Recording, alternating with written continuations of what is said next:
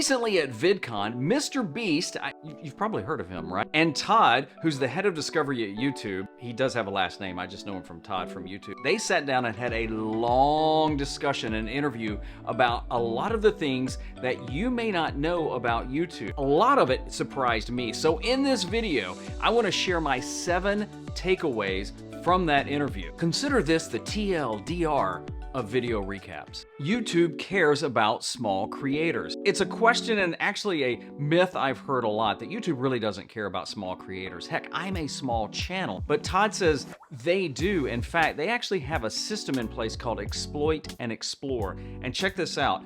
The latter part of the Explore, they actually look for videos around a topic that may have not been seen a lot yet. So for channels producing things that people are looking for, that's huge. He also said recommendation can help depending on your video and topic. So small channels matter.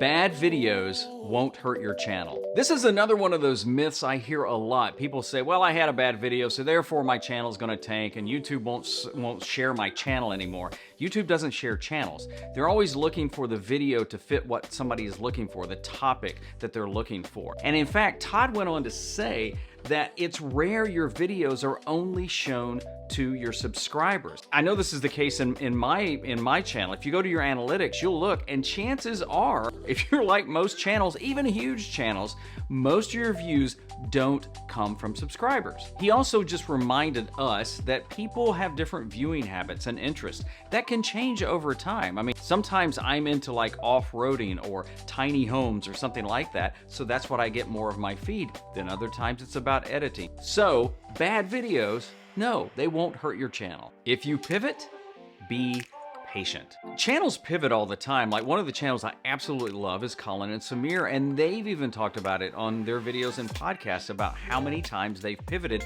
including like when they had 100,000 and 200,000 subscribers. Well, Todd and Mr. Beast talked about that it's okay to pivot. Just be patient because it takes time for the data to kick in. In fact, I love this. Todd recommended stop obsessing over the real-time metrics. I personally hate those because it may take days or weeks or longer for the data to just kind of re-index. So if you pivot, just give it patience. Shorts and long-form content can coexist. Now check this out. Currently at the taping of this video, there's 1.5 billion views of shorts every month on YouTube. So I don't know if you've heard this, but I hear a lot of people say, well, if I do shorts and long form content, it's just gonna confuse the algorithm and the viewers. But the reality of it is, Todd shared that they've done a lot of research and they've shown that channels that have a mix of shorts and long form content,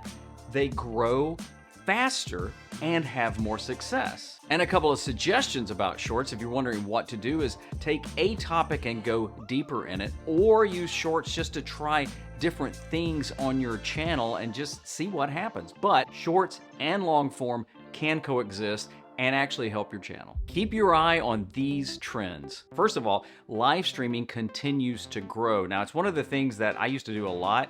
I haven't done a lot of now, but I'm gonna rethink that. Also, smart TV viewing and game consoles. He said they're seeing more and more of an increase in people watching on their smart TVs. I'll be honest, I mean, I watch on my computer, but I love watching on our Roku TV. I call up the app and just watch it, and I like that experience. And you can go into your analytics and see where more of your viewing is coming from. It all ain't about mobile. Shopping was another trend he mentioned. Now, YouTube is starting to just slightly dip their toe into this. I think they're gonna go into it a lot harder because, personally, why would you give Amazon the only foothold in that? And online learning and education continues to grow. So for how-to channels and educational channels, this could be another trend to really keep an eye on. Consider the Beast strategy.